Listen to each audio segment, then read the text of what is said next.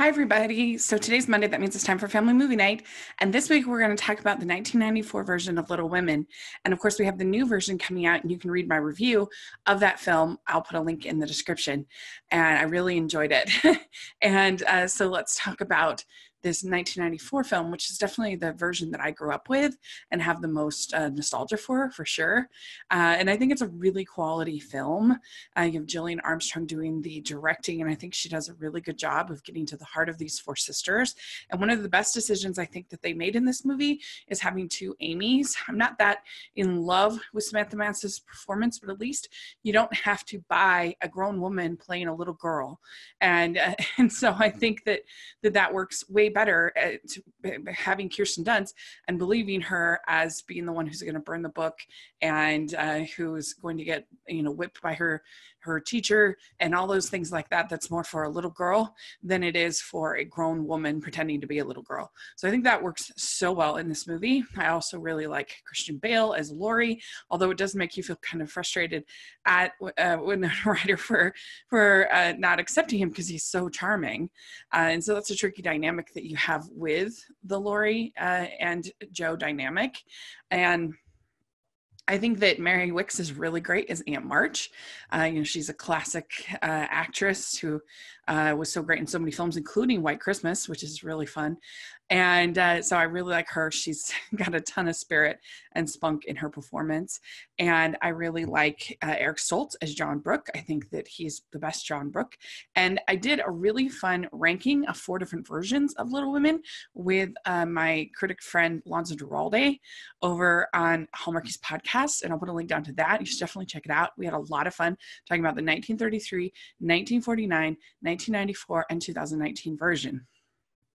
And I mean, this movie isn't perfect, but I think Winona Ryder is excellent as Jo. I think she does a very good job, and you feel that independent spirit. And because Jo's the one that everyone wants to be, I feel like everyone thinks that they kind of are, because you don't want to be the Amy, you don't want to be the selfish one. Or as a modern woman, is to relate to Meg sometimes the way that she's portrayed.